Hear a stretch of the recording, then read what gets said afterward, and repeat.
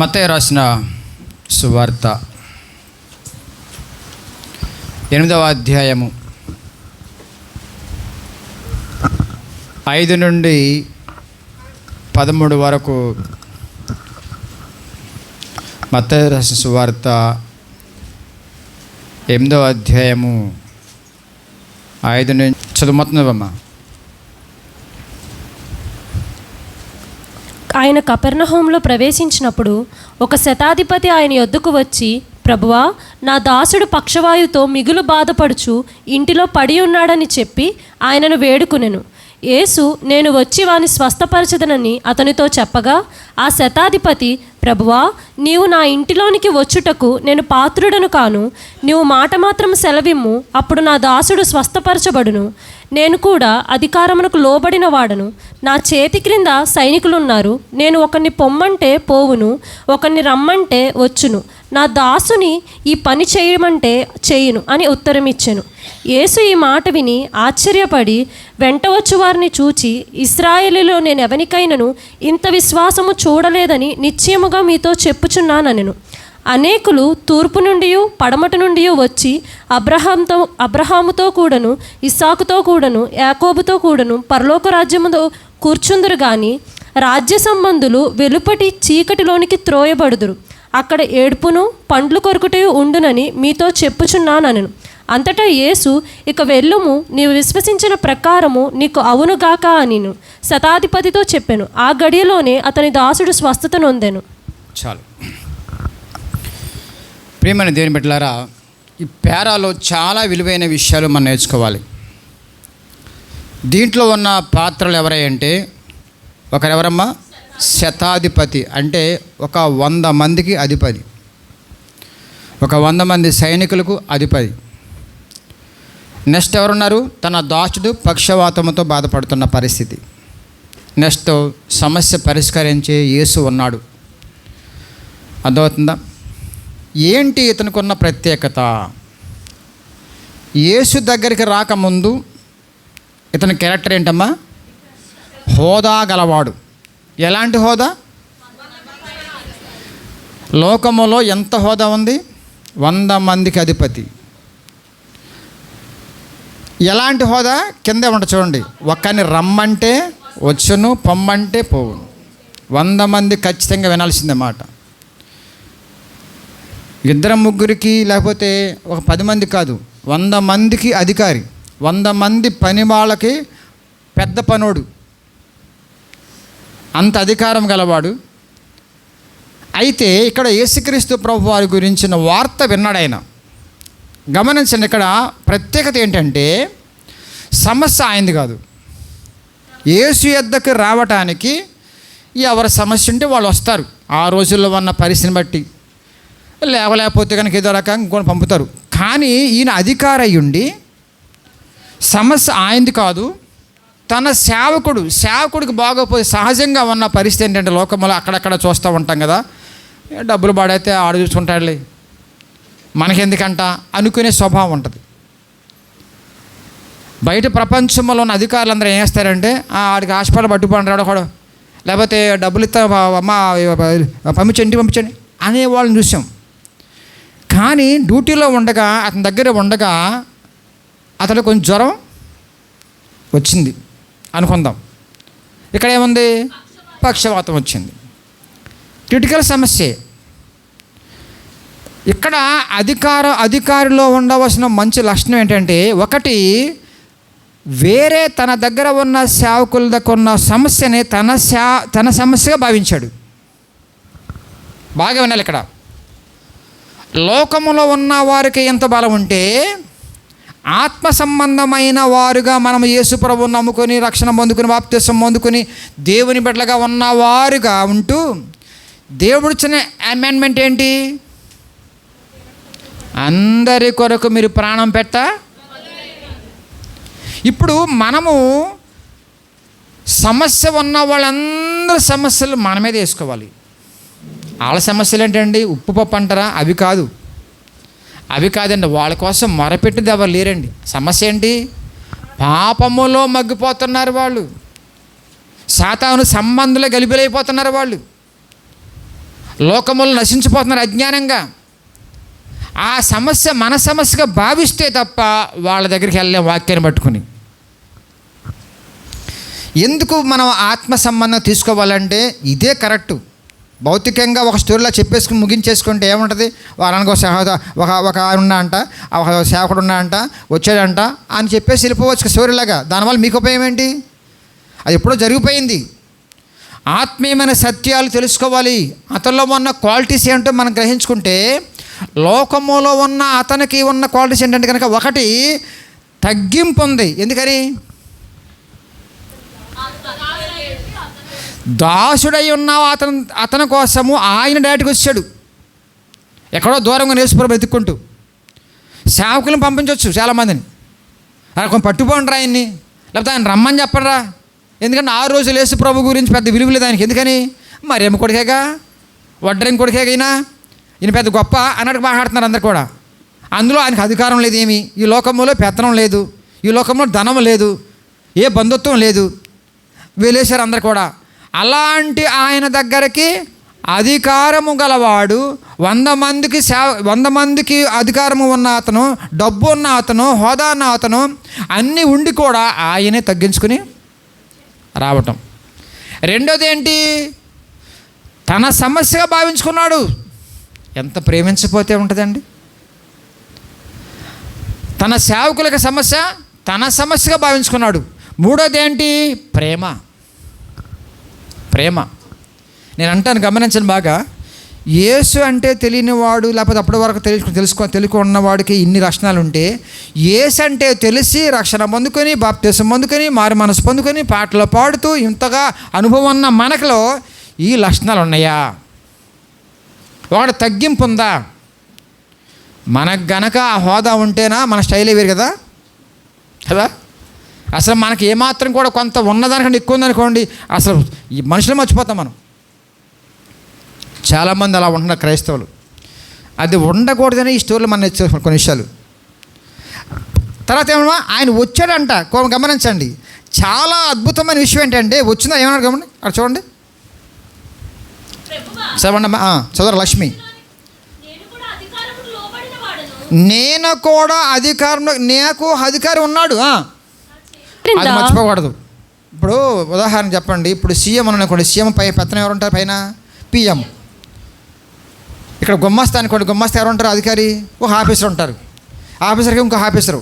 అంటే ఈయన పెద్ద పాలేరు, ఈ చిన్న పాలేరు, కొంచెం పెద్ద పాలేరు, కొంచెం పెద్ద పాలేరు, ఆ లైన్గా అందరు కూడా అధికారులు ఉంటారు. అది ఎప్పుడూ మర్చిపోకూడదు. అందుకోసారి నేను ఆఫీసుతో మాట్లాడుతున్నప్పుడు ఆయన కూడా ఒక సేవకుడు అన్నట్టుగా భావించుకుంటా. ఎందుకంటే వాళ్ళు ఏమాత్రం ఎంత అధికారం చూపించినా నాకంటూ అధికారి ఉన్నాడని మర్చిపోతే కనుక ప్రమాదం ముంచుకొస్తుంది. వాస్తవాన్ని మాట్లాడుతున్నానండి. నా కింద 100 మంది ఉండొచ్చు, కానీ నేను కూడా ఒక అధికారికి లోబడిన వాడిని. ముందుకెళ్ళమ్మా. ప్రభువా నీవు నా ఇంటిలోనికి వచ్చుటకు నేను పాత్రుడను కాను. చూడండి, ఇక్కడ యేసు నేను వచ్చి వాని స్వస్థపరచెదనని చెప్పగా ఆ శతాధిపతి, చూడండి ఇక్కడ, ప్రభువా నా దాసుడు పక్షవాయుతో మిగుల బాధపడచ్చు ఇంటిలో పడి ఉన్నాడని చెప్పి వెంటనే రెస్పాండ్ ఏంటి? ఆయనను వేడుకునేను. యేసు నేను వచ్చి వాని స్వస్థపరచెదనని అతనితో చెప్పగా. గమనించండి, ఆయన హోదా అడగల, ఆయన జీవితం అడగల, ఏం అడగకుండా వెంటనే దేవుడు రెస్పాండ్ అయిపోయాడు. ఏమని? నేను వచ్చి వాని స్వస్థపరచెదను. ఎస్, సింపుల్ అండి. 7 వారాలరా, మీ ఇంటి 7 వారాలు ప్రార్థన చేస్తాను, ఈ వద్దండి, ఎన్ని కలబలు మాటలండి. నీ ప్రార్థనలో పట్టుంటే, నీ ప్రార్థనలో విశ్వాసం ఉంటేనండి అప్పటికప్పుడే కార్యం జరుగుద్దండి. ఒకవేళ దేవుడు పరీక్ష కోసం ఉంచుతాడు కొన్ని రోజులు. వెంటనే రెస్పాండ్ అయ్యాడు యేసు ప్రభు వారు. ఇప్పుడు రండి అసలు విషయం. ఇప్పుడు ఆ శతాధిపతి ప్రభువా నీవు నా ఇంటిలోనికి వచ్చుటకు. ఆగండి ఒక్క మాట చెప్తాను. అయ్యా అక్కడ ఆగండి. అయ్యా, నా ఇంటిలోనికి రావడానికి నేను పాత్రుడను కాను. మీరు గమనించండి, యేసుక్రీస్తు ప్రభువారి గురించి ఎంత మ్యాటర్ తెలిసి ఉంటే మాట అంటాడు ఆయన. మీకు బాగా అర్థం కావాలి, ఎంతగా తెలుసుకుంటే మాట అంటాడండి ఆయన. పేతురు అంటాడు, నీవే నిత్య జీవపు మాటలు గలవాడవు. ఎంత బాగా అర్థమైందండి. అందుకనే పేతురు నీతోని సంఘం కట్టదా, నీతోనే సంఘం స్టార్ట్ చేస్తా. యేసుక్రీస్తు ప్రభు వారి గురించి ఎంత బాగా అర్థమైతే అంతగా లోపడతాం. యేసే గురించి ఎంత బాగా అర్థమైతే అంతగా ఆయన ప్రేమిస్తాం. యేసే గురించి ఎంత బాగా అర్థమైతే అంత సింపుల్గా బతుకుతాం ఈ లోకంలో. మీరు టఫ్గా ఉండి భారంతో ఉంటున్నారంటే యేసు ప్రభు యొక్క ఎనర్జీని అర్థం కాలే, ఇంకా ఆయన ప్రేమ అర్థం కాల. ఈయన ఆల్రెడీ మ్యాటర్ అని తెలిపోయింది. మ్యాటర్ విన్నాడు. ఈయన విన్న తర్వాత అంటున్న మాట, ఈ మాట చాలా నాకు ఇష్టమైందండి. అయ్యా నువ్వు నా ఇంటికి ఏ సోఫా ఉండదా, టీవీ ఉండదా, బిల్డింగ్ లేదా? ఆయన 100 మందికి ఆఫీసర్ అండి. ఆయన ఏం తక్కువ, అన్నం తక్కువ, 10 రకాల కూరలు ఉండొచ్చు కదండి, రమ్మనొచ్చు కదండి, విందు చేయొచ్చు కదండి. కానీ ఆత్మ సంబంధంగా కనెక్ట్ అవుతున్నాడు. బిడ్డలారా మీ బాగా మన వాక్యాన్ని, భౌతికపరమైన స్వస్థ కోసం వచ్చేసి ఆత్మీయతలోకి వెళ్ళిపోయాడు. ఆయన ఆత్మ సంబంధంగా కనెక్ట్ అవుతున్నాడు.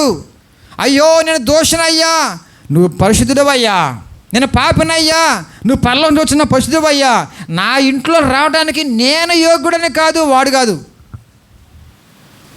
ఏం మాట అండి అది. నేను యోగ్యుడని కాను, నేను అన్ఫిట్. నువ్వెక్కడా నేనెక్కడా, నాకు ఇల్లు ఉండొచ్చు, బంగారం ఉండొచ్చు, ఆస్తి ఉండొచ్చు, పదవి ఉండొచ్చు, ఆరోగ్యం ఉండొచ్చు, శక్తి ఉండొచ్చు, హోదా ఉండొచ్చు, కానీ డమ్మీ, నేను డమ్మీ. నీ పక్కన నుంచుంటే నేను సున్నా, నిన్ను దాడితే హీరో అవ్వచ్చు అక్కడ వాళ్ళకి, కానీ నువ్వు హీరో ప్రభువా. నీ దగ్గరకు వచ్చిన అర్థమవుతుందయ్యా. బిడ్డ గమనించండి, యేసయ్య కూడా ఇక్కడే చలించాడు. నేను కూడా మోకరించి ప్రార్థన చేస్తూ మొట్టమొదటి యవన కాలంలో ఈ వాక్యాన్ని ధ్యానించినప్పుడు ఎక్కడ ఆగిపోయా. కొన్ని ఇలాంటి పారాగ్రాఫ్లు అండి, ఎన్నెన్ని ప్రసంగాలు వచ్చినాయో నా యొక్క బ్రెయిన్లోకి, ఎన్నెన్ని రాసుకున్నానో కట్ల ఉన్నాయండి. కానీ ఈరోజు మళ్ళీ పొద్దున్న ప్రార్థన చేస్తున్నప్పుడు ప్రభా సెకండ్ మెసేజ్ ఏం చెప్పాలి ప్రభా నీ బిడ్డలకి అన్నప్పుడు వెంటనే ఓపెన్ చేసిన వెంటనే నా దేవుడు చూపించాడు. ఇవన్నీ నేర్చుకోవచ్చు ఇక్కడ మనం. యేసు దగ్గరికి రాకముందు యేసు గురించి తెలుసుకున్న వాడుగా ఆటోమేటిక్గా ఆయన యొక్క ప్రభావంలో, ఆయనకున్న ఎనర్జీ లెవెల్లో తగ్గింపు ఉంది. యజమానుడు అంటే ఏంటో ప్రేమ చూపించాడు ఆయన దగ్గర. గమనించిన తర్వాత నెక్స్ట్ ఏంటంటే అతని సమస్య తన సమస్యగా భావించేంత గొప్పవాడుగా మనం పేరు చూస్తున్నాం అక్కడ. కానీ వచ్చిన తర్వాత ఇంకా గొప్ప పేరు సంపాదించుకున్నాడు. ఏంటంటే కనుక అయ్యా అర్హుడిని కాదు. పశ్చాత్తాపడ్డా, పాపాలు ఒప్పుకున్నాడా, మోకరించాడా, కాలు పట్టుకున్నాడా? ఏం లేదు, ఒక్క మాటతో యేసుని పడేశాడు. దేవుని మన స్తోత్రం. ఎంతగా తగ్గించుకున్నాడంటే, నేను డమ్మీ దానా, నేను వేస్ట్ ఫెలో ఉన్నానా, అధికారం ఉంది వేస్టే, డబ్బు ఉంది వేస్టే, పదవి ఉంది వేస్టే, 100 మంది ఉన్నారు వేస్టే. నీ కళ్ళ ముందుకు వచ్చిన తర్వాత నేను వేస్ట్ అని బాగా అర్థమైంది నాకు. కాబట్టి అర్హుడిని కాదయ్యా నేను. ఫిజికల్గానే కనీసం పిలవాలి కాదు ప్రభువా, ఆత్మ సంబంధం అర్హుడిని కాదయ్యా. ఎంత మ్యాటర్ ఉందో దీంట్లో అర్థం చేసుకుని బిడ్డలారా గమనించండి. మొట్టమొదటిగా మారు మనసు పొందినప్పుడు ఖచ్చితంగా ఈ మాట మనకు జ్ఞాపకం రావాలి. ప్రభువా అంటానికి కూడా యోగ్యుడని కాదు నాయనా. ఎవరమ్మాట అన్నారండి? సొంకరి ప్రార్థన అండి, రొమ్ము కొట్టినేసాడండి. ఐఎమ్ వేస్ట్ ఫెలో, ప్రభువా ఎందుకు పనికిరాని వాడినయ్యా. ఇలాంటి ప్రార్థన అక్కడక్కడ మనం చూస్తూ ఉంటాం. జక్కై రమ్మన్నాడు యేసు ప్రభుని. వచ్చిన తర్వాత మైండ్ బ్లాక్ అయిపోయింది. దేవుడికి దగ్గర అవుతున్న కొద్దీ మన బండారం బయటకు వస్తుంది. వాక్యంలోకి వెళ్తున్న కొద్దీ మన దోషాలు బయటకు వస్తాయి. సహవాసం చేస్తున్న కొద్దీ 6 నెలలు వాళ్ళు వీరు అయిపోవాలండి. అదే ఈ బలం. ఇట్లా గమనించండి, పొడి ప్రార్థనల వల్ల ఈ ఎంజాయ్మెంట్ మీకు రాదు. మొక్కుబడిగా రావటం వల్ల ఆదివారం ఈ ఆనందం మీకు రాదు. ఎప్పటికప్పుడు ప్రభువుతో మాట్లాడుకుంటున్నప్పుడు, ప్రభు నాతో మాట్లాడుతున్నప్పుడు నాలో ఉన్నాయని పశ్చాత్తాపడుతున్నప్పుడు, తగ్గించుకున్నప్పుడు అబ్బా ఎంత బాగుంటుందో ఆ లైఫ్ ఆయనతో. అది మీరు అనుభవించమని నేను మతిమలాడుతున్నా ప్రతిసారి. ప్రతిరోజు వాక్యం ముందేసుకోండి, ఎనర్జీని చూడండి. మీ బలహీనతలు బయటపడుతున్నప్పుడు పశ్చాత్తాపడి వదిలిపెట్టేసిన వాటిని దినదమ్ము రూపాంతరం చెందుతూ ఉంటే మీ కుటుంబాన్ని దీవెనకరంగా ఉంటారు, సంఘంలో మాదిరిగా ఉంటారు, అనేక మంది దీవెనకరంగా ఉంటారు మీరు. ఎంత అద్భుతమైన మాట అండి మాట. మళ్ళా ఎవరా మాట? అమ్మా నేను పాత్రుడను కాను, నువ్వు మాట మాత్రము సెలవిమ్ము. ఇది ఇంకో మాట.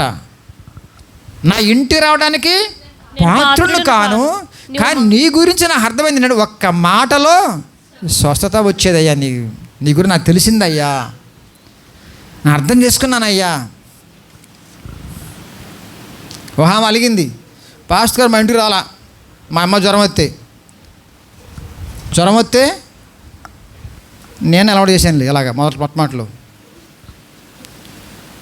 దానికి అలగాల పాస్టర్ గారు అక్కడికి వచ్చి ప్రార్థన చేస్తేనే పని చేయదా ప్రార్థన? చెప్పరేంటమ్మా? మీ ఇంటికి రావట్లేని ఇప్పుడు ఈ మధ్యకాలంలో భలే ఉందిలే, అదే పోదాం అన్నారా అండి?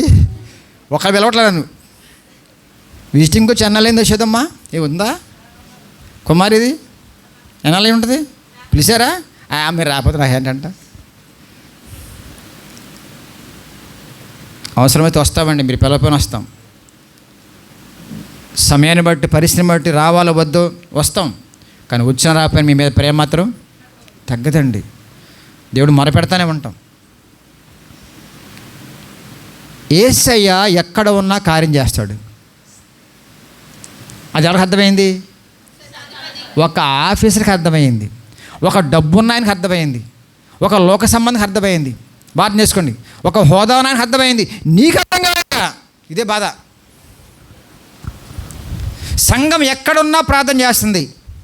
ఖచ్చితంగా దేవుడు నాకు ఉన్నాడు, వాళ్ళ ప్రార్థన వింటున్నాడు. పాస్టర్ గారు ఇంటికి వచ్చిన పైన పర్లా ప్రార్థన చేస్తారు, ఏం పర్లా అన్న విశ్వాసంతో ఉండగలిగితే, విశ్వాసం ఆయన మీద నా మీద కాదు, నా బాడీ ప్రజెంటెన్స్ కాదు కావాల్సింది. ఏసే నీలో ఉన్నాడు, మొరపెడుతున్నావు, మేము సపోర్ట్గా ఉంటాం అంతవరకు. కొంత ఈ విశ్వాసం వల్ల ఉండకపోతే సంఘం దూరం అయిపోతారు.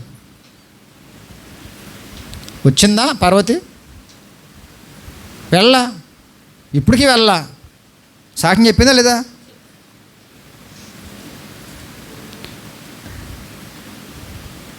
ఒక్క మాట ఒక్క మాట సెలవిమ్ము, నీ మాట మాత్రం స్వస్థపరచబడును.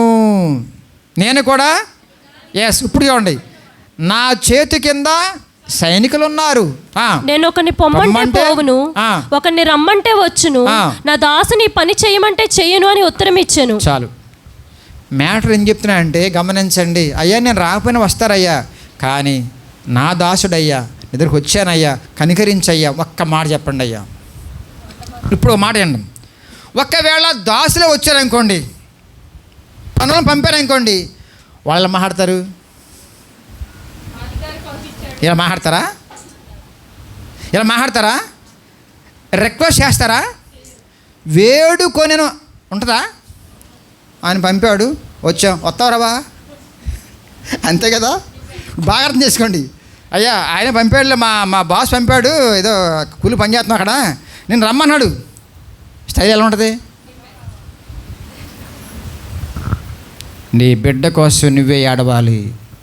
బిడ్డలారా గమనించండి, నీ భర్త కోసం నువ్వే ఏడవాలి, నీ భార్య కోసం నువ్వే ఏడవాలి, నీ అత్త కోసం నువ్వే ఏడవాలి. సమస్య వాళ్ళది కాదు, నీకు సమస్య. 100 మందిలో ఒకడు జ్వరంతో బాధపడతా ఉంటే పని ఆగిపోద్ది అక్కడ. ఇంట్లో ఒక మనిషి మారపోతే చాలా డ్యామేజ్ అయిపోద్ది కుటుంబం. బిడ్డ మారపోయినా, భర్త మారపోయినా, అత్త మారపోయినా డ్యామేజ్ నీకే. వేదన టైం రాలేవు. అలా వండాలి, వాచాలి, అర్థం చేసుకోరు. గుడి అంటే వెళ్ళనివ్వరు, ప్రార్థన అంటే వెళ్ళనివ్వరు. ప్రార్థన అంటే ఇష్టపడరు వాళ్ళు, వాక్యం అంటే ఇష్టపడరు వాళ్ళు. ప్రతి దినము ప్రతి క్షణం ఆటంకాలే. అందుకే ఆ సమస్య మీ సమస్యగా ఫీల్ అవ్వాలి.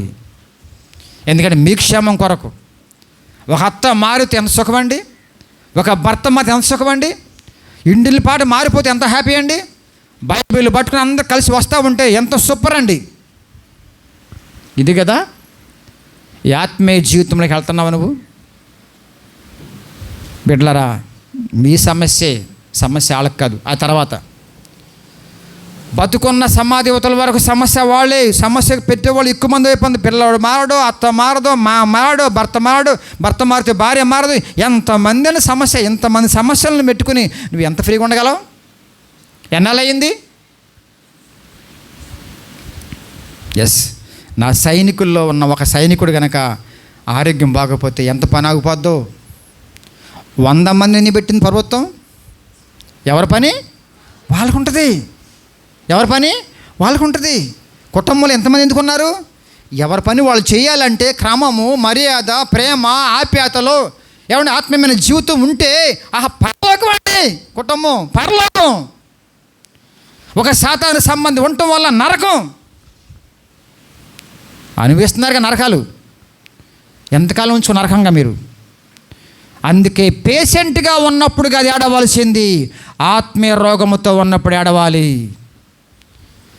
ఆరోగ్యం బాగాల, అమ్మో మా అమ్మగారు, మా అత్తగారికి, మా మామగారికి, మా ఆయన బాగోలు, బాబో ప్రార్థన చేస్తాం, నో ప్రాబ్లం, కంగారు పడబాకు. బట్టన్ ఒకడప్పుడే ఉన్నవాడిని పర్లా మంచం మీద. ఆత్మీయ రోగం పోవాలి, ఆత్మీయ స్వస్థత కావాలి, మారు మనసు రావాలి, రక్షణలోకి రావాలి, యేసుని తెలుసుకోవాలి. కుమ్ములు ఏడు అక్కడి నుంచి, ప్రభువా మారు మనసు దాచే ప్రభువా, మా అత్తగారికి, మా అమ్మగారు లేకపోతే ఏడవాలి. అందుకొచ్చింది. ఆరోగ్యం పోవాలి, అనారోగ్యం పోవాలి, ఆరోగ్యం వచ్చారు మళ్ళీ మామూలు అయిపోవాలి. మళ్ళీ నీకు కుంపటే మళ్ళా. ఈరోజు నాడు ఏది సమస్య అమ్మా నేను ముందుకెళ్తున్నా. ఏది సమస్య బుజ్జిగా? ఆరోగ్యం పోవటం సమస్య అంటారా? సమస్య కానే కాదు. డబ్బులు పోయిన సమస్య అంటారా? సమస్య కానే కాదు.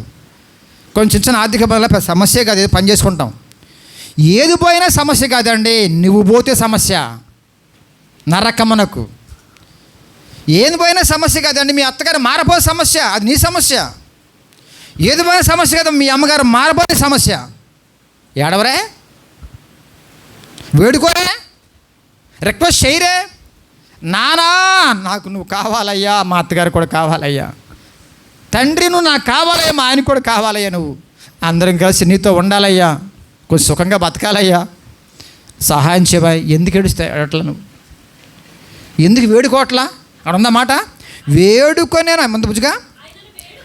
వేడుకొని ఎందుకు వచ్చిందని అంత బాధ ఆయనకి. ఎస్, పని ఆగిపోద్ది, చాలా పని ఆగిపోద్ది, నా రిమార్క్ పడద్ది, తొందరగా లేచిపోతే బాగుండు ఆయన. అది పై స్వస్థత. నువ్వు ఏడవలసింది లోపల స్వస్థత కోసం.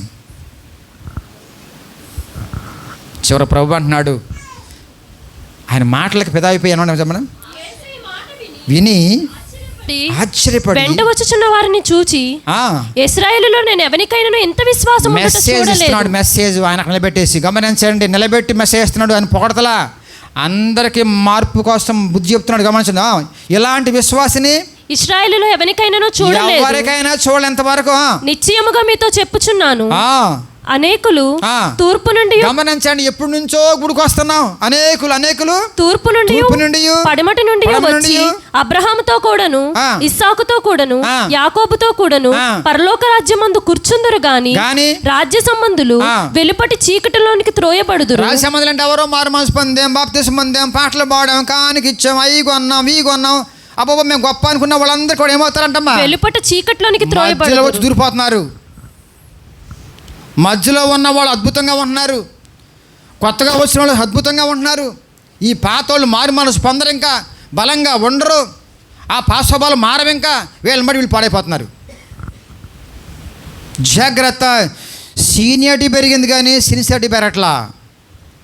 దేవునితో అనుబంధం పెరుగుతుందని చెప్పుకుంటున్నావు కానీ నిజమైన అనుబంధం పెరగలా.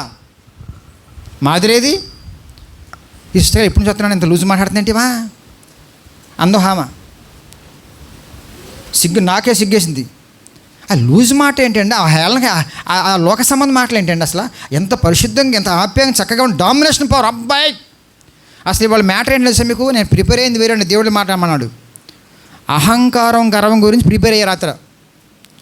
కానీ దేవుడు కొంచెం ఆగా అక్కడ పక్కన ఆపదన్నాడు. చెప్పమన్నాడు ఇక్కడ ఈ విషయం గురించి. పాత వాళ్ళు ఎంతమంది కొత్త వాళ్ళకి మాదిరిగా ఉంటున్నారండి? సీనియర్ చెప్పుకుంటున్నారా? ఎప్పటి నుంచో ఉన్నని దేవుడు అంటున్నాడు, మధ్యలో వచ్చి జాయిన్ అయిపోతారంట. ఎక్కడికి? పరలోకానికి. ఇప్పటి నుంచి మా అబ్రహాం దేవుడు మా దేవుడు, యాకోబు దేవుడు మా దేవుడు అని పాటలు పాడాలందరూ కూడా ఏమవుతారంట? చెప్పండి, పర్లేదు, భయపడబాకండమ్మా. నువ్వు ఎక్కడున్నావు? ప్రసంగం వినే కొద్ది రూపాంతరం రావాలి కదమ్మా, గద్దించే కొద్ది మార్పు రావాలి కదమ్మా. దేవుడు నీతో మాట్లాడట్లేదా? అంటే మోకమ్మడికి వచ్చేసింది కాబట్టి నాకు అనుకుంటున్నావా? అది నాది కాదు అనుకుంటున్నావేంటి? మీరు నమ్మండి, ప్రసంగం అయిన తర్వాత కొంచెం భోజనం చేసిన తర్వాత కాసేపు మోకని ప్రార్థన చేసుకుంటా, ప్రభువా నువ్వు నాతో మాట్లాడే ప్రభు అని. జీర్ణించుకోవాలి మనము, అన్వయించుకోవాలి మనము, సరి చేసుకోవాలి మనము, చక్కబడాలి మనము, రూపాంతరం మారుతూ ఉండాలి. శతాధిపతిని హోదాను బట్టి దేవుడు మెచ్చుకోవాలా. బాగా వినండి, ఇక్కడ అధికారం బట్టి దేవుడు మెచ్చుకోవాలా, డబ్బును బట్టి మెచ్చుకోవాలా. ఆయనకున్న లక్షణాలు ఏంటి గమనించారే? అయ్యా నేను పాత్రుడిని కాదు అన్న పాటలు ఒక్క దెబ్బతో దిగి వచ్చాడు కిందకి. యేసయ్య ఇలాంటి బిడ్డను ఎక్కడ చూడలేదు. తగ్గింపండి. నీ పాదములు పట్టుకుంటే కూడా కాదయ్యా, నేను అనుకుని కాదయ్యా. దేవుడు నా మనస్తోత్రం చెప్పండి గట్టిగా. అందరికీ చెప్తున్న పరిచయం చేస్తున్నానండి. ఎంత సైలెంట్గా వచ్చాడో అంతా పబ్లిక్ అయిపోయాడు ఆయన. యేసయ్య గనక చూపించి మెచ్చుకున్నాడంటే కనుక సూపర్. మా అమ్మ అసలు మెచ్చుకోదండి, మా డిపార్ట్మెంట్ అసలు మెచ్చుకోదండి. ఎంత బాగున్నా సరే గుళ్ళో మా పాస్టర్ మెచ్చుకోం, పాడైపోతావు. ఇంకా ప్రోత్సహిస్తా, ఇంకా బాగా చెప్పాడా, అక్కడ ఉంటుంది మెప్పు ఘనత. దేవుని గణపతిని ఒకసారి. ఇది పాడతాం కాదండి, వాస్తవాన్ని దేవుడు కళ్ళారా చూపిస్తున్నాడు అక్కడ అందరికి ఆయన గురించి. ముందుకెళ్ళమ్మా. చూడలేదని నిశ్చయముగా మీతో చెప్పుచున్నాను. విశ్వాసం అంటే ఏంటండి? పాటలు పాడతామా? కానుక ఇవ్వటమా? విశ్వాసం అంటే ఏంటి? ఇది కదా. ఖచ్చితంగా నువ్వు చేయగలవు, నీ మాటలో స్వస్థత ఉంది, నాలో ఉన్నవాడుగా నువ్వు ఉన్నావు, నాకు తోడుగా, నాకేం కాదు అని నమ్మటం ఉంది. అది కరెక్ట్. దోమని దూకేయటమే. నువ్వు పాట పాడతావు కదా దేవదూతలతో, ఆయన ఎత్తి పడతాడు. వాక్యం చదువుకున్నావుగా, ఓకే దూహేమని యేసుప్రభు దూహేమంటాడు, దూతావా? పాట పాడావుగా, తన దూతలకు ఆజ్ఞాపించాడమ్మా అని పట్టుకుంటానని పాడి ఇందాక పాడావమ్మా, ప్రభు వచ్చాడమ్మా దూహమంటాడు, దూతావా? దూతే విశ్వాసం. ఏసేవో చెబితే నేను కాదు చెప్పేది, దూతావా? అమ్మో అనుమానం అండి, అది విశ్వాసం అనరు. మీరు పాటల్లో విశ్వాసులేనండి. అమ్మమ్మో చాలా గొప్ప విశ్వాసులు మీరు. ఎలాంటి పాటలు పాడతారు? ఒక రకమైన పాటలు కాదు, నువ్వే దిక్కున ఆయన పద్దా పాడుతూ ఉంటారు వాళ్ళు. దిక్కున్నవాడుగా గమనించండి, ఆయన మాటకు లోబడిన వారిగా ఉండగలిగితే అది నిజమైన విశ్వాసం. ఈయన దిక్కున్నాడు అని పాట పాడేసావు, నువ్వే దిక్కని పక్కడికి వెళ్తున్నావు. ఇంటోళ్ళ మీద ఆధారపడిపోతుంది బాగా ఫుల్గా. ఏంటి దేవుడు తర్వాత నువ్వే దిక్కు అంటున్నావు. అక్కడే వస్తుంది పెయినానికి. ఇప్పుడు ఒక మాట చెప్పి ముగించేస్తానండి. అసలు ఈ డబ్బులు ఉన్నాయి, అన్నీ ఉన్నాయి కదా, హాస్పిటల్ పోవచ్చుగా. బాగా వినండి, హాస్పిటల్ పోవచ్చు కదండి. ఎవరు చెప్పలా అంటే మీకు అర్థమైంది. ఇప్పుడు పణాత్మ దేహాలకి ఒక మనగాడు ఉన్నాడు, ప్రపంచానికే దిక్కాయన, ఆత్మ సంబంధిగా కాకుండా దేహానికి కూడా దిక్కాయనే అని తెలుసుకున్న గొప్ప అధికారి. లేకపోతే ఒక్క మాట చెప్పండి, ఆరోగ్యం వస్తే ఎందుకంటాడు ఆ మాట? రెండో మాట ఏంటి మళ్ళీ? ఆత్మ సంబంధంగా పాత్రుని కదా ఎందుకంటాడు ఆ మాట? మీకు అర్థమైంది బాగా, చాలా మ్యాటర్ అర్థమైంది దానికి.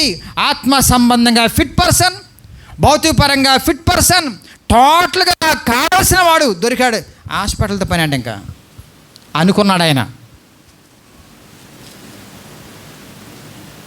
రహస్య విశ్వాసీన, సీక్రెట్ బిలీవర్. కానీ దేవుడు బహిరంగం చేశాడు ఆయన్ని అందరి ముందు. దేవుని కనపడుతున్న సారి ఎంత భాగ్యం అండి. బిడ్డలారా గమనించండి.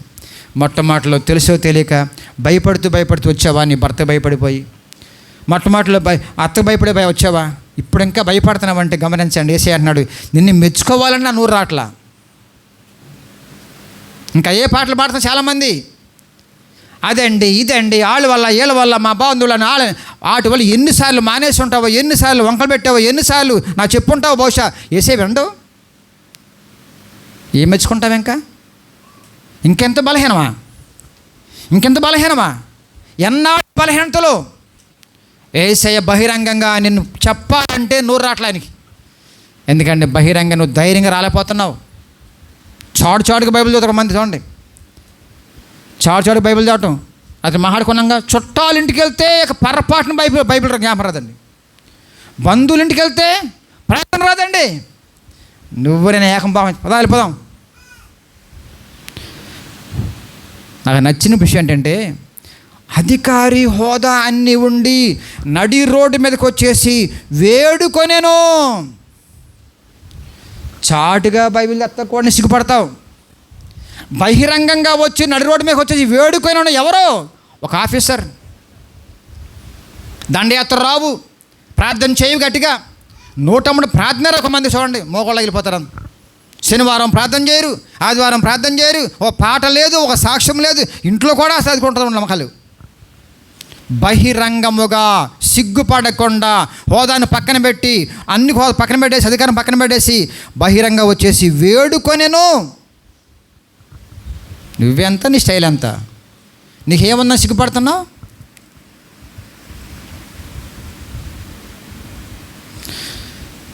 ఊరమ్మటి వెళతా ఉంటే కందిరి కొట్టకుండా అందరూ హేళన చేసేవాళ్ళని తెలుసు. ఆ బిడ్డలు ఉన్నారు, పాతోళ్ళు, వాళ్ళు నిజాలు అందరికి ఉన్నారు.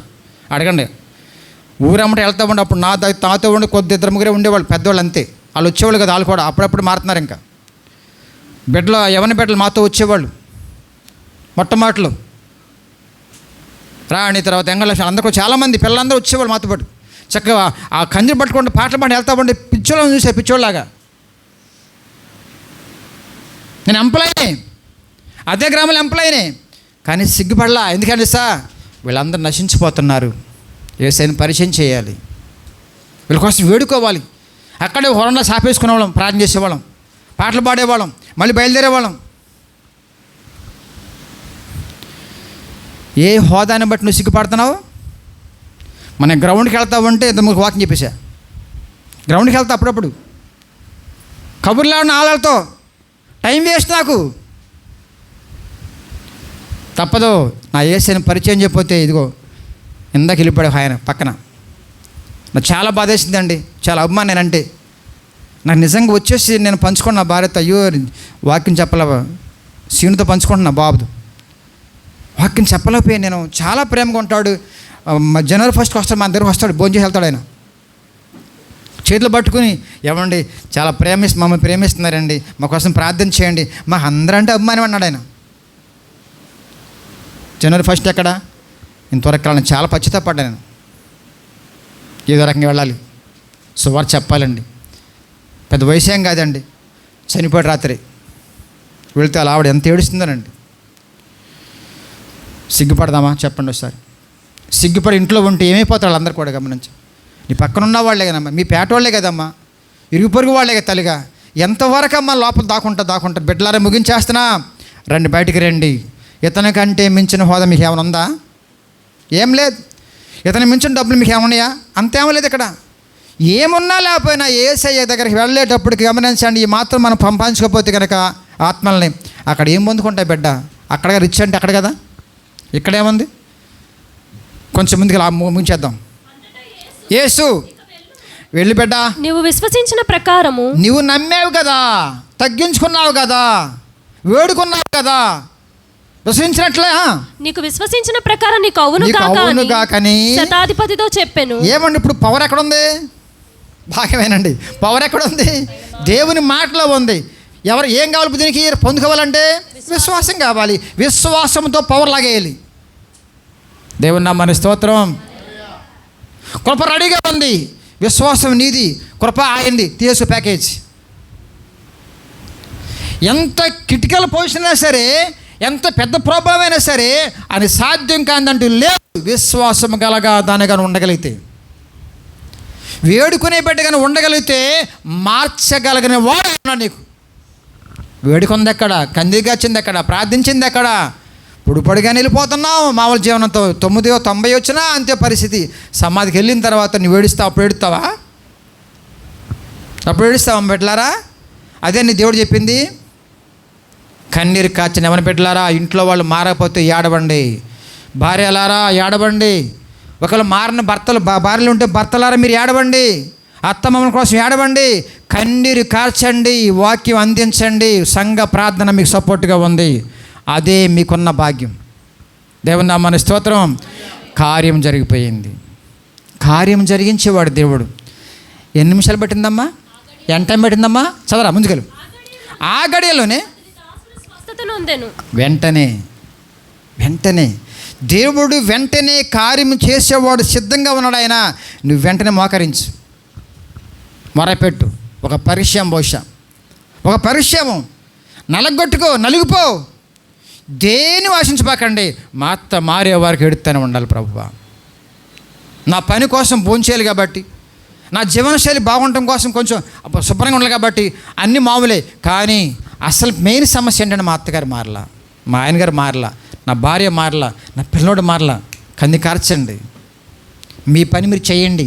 అది చేసిన తర్వాత నాకు చెప్పండి, నా పని నేను చేస్తామంట మీతో పాటు. అందరం ఆ పనిలో ఉండి అప్పుడు ప్రభువుని అడుగుదాం. ప్రభువా, నిలబెట్టి నా బిడ్డ ఎడుతుందయ్యా, నాయనా నిలబెట్టి ప్రభువా అని మొరపెడుతున్నా. ప్రభువా కనికరించవా నాయనా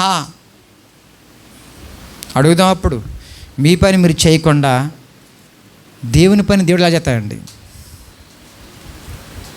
కాబట్టి బిడ్డలారు గమనించండి. ఒక అధికారే ఇంత గొప్ప కార్యం జరిగించుకుంటే, ఏమీ లేకుండా ఉండి ఎప్పటి నుంచో ఉన్న మనము ఎన్నెన్ని కార్యాలు దేవుడి కుటుంబంలో జరగాలండి. ఎందుకు జరగట్లేదో పరిశీలించుకుందాం.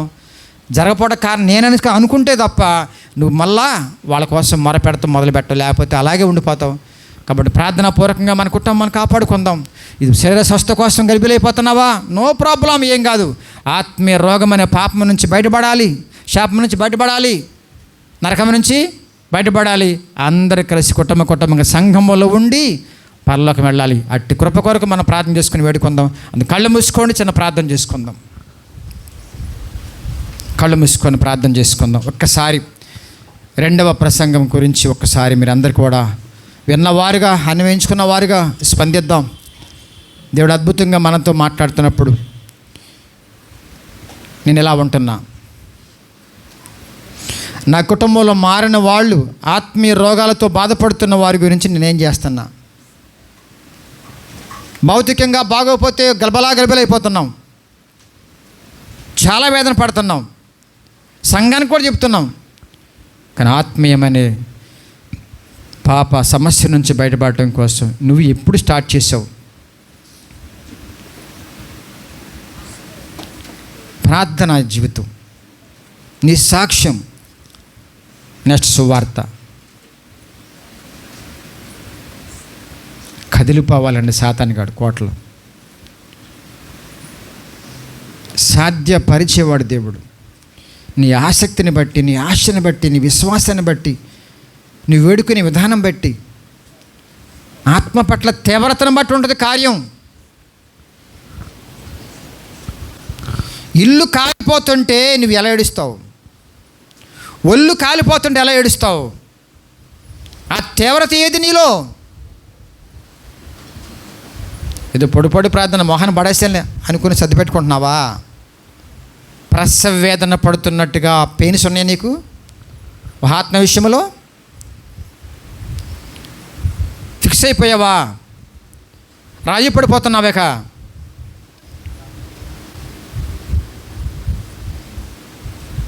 వాళ్ళతో పాటు ఏం తినగలం?